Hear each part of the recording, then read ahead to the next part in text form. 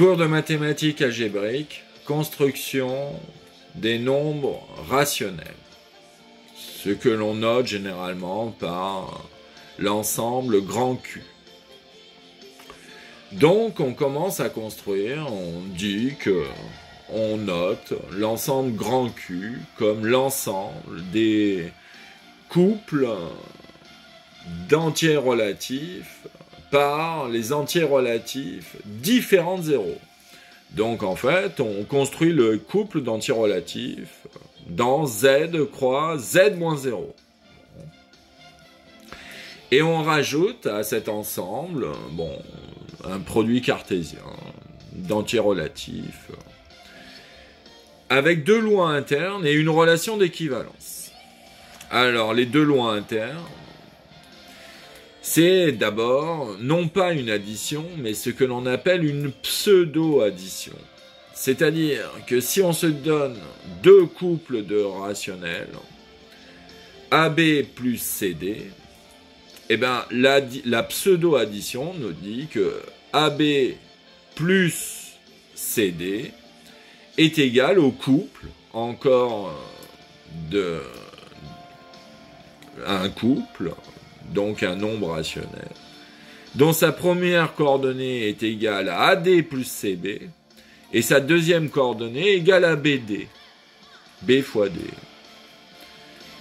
Donc, le vecteur, le nombre rationnel AB, quand on fait sa pseudo-addition avec CD, eh ben c'est égal à AD plus CB et BD, le couple.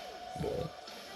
Et puis bien sûr, il y a la pseudo-multiplication, qui au couple AB multiplié pseudo par le couple CD, on obtient le couple, alors là, très naturellement, AC, BD. Bon. On multiplie chaque composante par chaque composante. Bon, ça c'est la pseudo-multiplication assez naturelle. Et bien sûr, la fameuse relation d'équivalence. Quand est-ce que deux nombres rationnels sont équivalents? Eh bien, on dit que AB est en relation avec CD, si et seulement si, le produit AD est égal au produit BC. Bon. Donc, bien sûr, on voit que cette relation d'équivalence, vérifie bien toutes les trois propriétés des relations d'équivalence et est compatible avec les lois plus et fois dans cet ensemble-là bizarroïde. Et donc, on s'aperçoit qu'avec ces deux lois internes et cette relation d'équivalence, on en déduit que Q, cet ensemble-là, des nombres rationnels que l'on appelle, est en fait un corps commutatif. Oh. Et oui, parce que maintenant, on a l'inverse d'un nombre rationnel, bien sûr, non nul.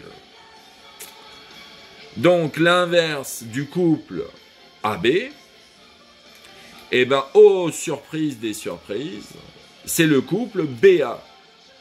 Pour la multiplication, bien sûr. Donc maintenant, on a un inverse pour la multiplication des nombres non nuls, bien sûr. Toujours non nuls.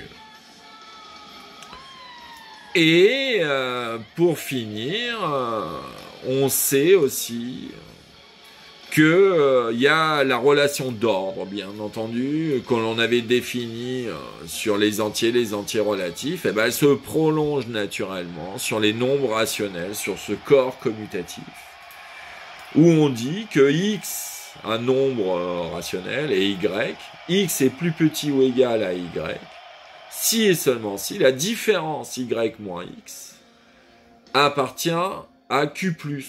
Et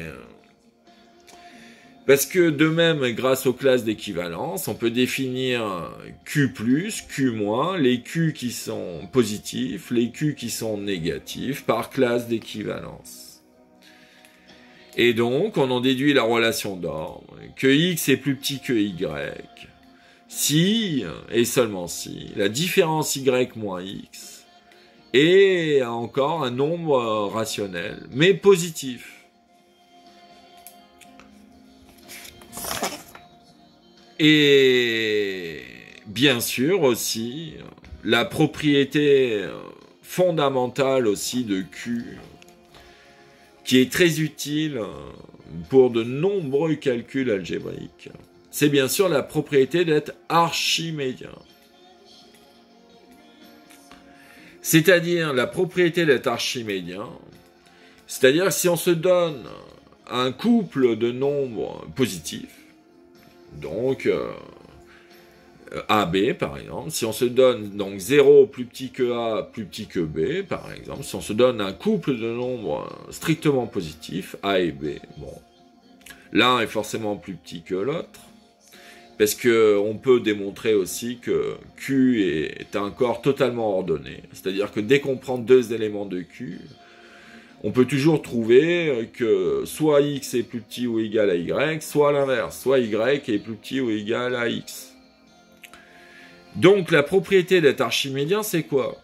C'est on se donne deux nombres rationnels positifs, A plus petit que B par exemple, et ben on peut toujours trouver un antinaturel N tel que le produit NA soit plus grand que B. Ou dit autrement, quelles que soient les deux quantités A et B qu'on prend, l'une petite, l'autre grande, on peut toujours trouver un multiple de la petite quantité, à force d'additionner la petite quantité un certain nombre de fois entier. On arrivera toujours à ce que cette somme de petites quantités dépasse n'importe quelle longueur arbitraire, aussi grande que l'on veut. C'est la propriété d'être archimédien. Attention, il y a certains corps qui ne vérifient pas cette propriété. Ce n'est pas une propriété universelle. Il y a des corps, ou des anneaux, ou je sais pas quoi, qui ne sont pas archimédiens. On peut le prouver très facilement. Par une série de contre-exemples. On en a plus qu'il n'en faut. Donc, on a construit cet ensemble de nombres rationnels, Q, tel que c'est un corps commutatif. Ah ben ça, c'est très important en mathématiques. Ça permet de faire des calculs d'une façon plus profonde. Donc c'est un corps totalement ordonné, commutatif en plus. Ah ben ça c'est bien. C'est-à-dire que si le produit de deux nombres AB est toujours égal au produit BA. AB égale BA. 2 fois 3 égale 3 fois 2. Toujours. Donc c'est un corps commutatif, muni d'une relation d'ordre, et en plus il est totalement ordonné. C'est-à-dire que dès qu'on prend deux éléments, on peut toujours dire que l'un est plus petit que l'autre, ou vice-versa. Et en plus il est archimédien. C'est-à-dire qu'on peut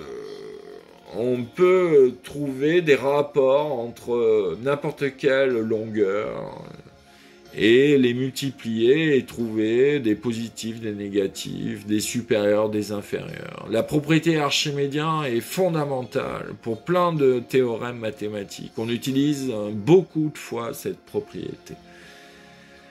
Donc, enfin, on a la construction à isomorphisme près, bien sûr. En fait, les nombres rationnels sont en fait le produit cartésien de Z, des antirelatifs par Z moins 0, attention, est quotienté par cette relation d'équivalence, auquel on a mis cette pseudo-addition et pseudo-multiplication. Et ça, cet ensemble fait un joli corps commutatif, archimédien, totalement ordonné.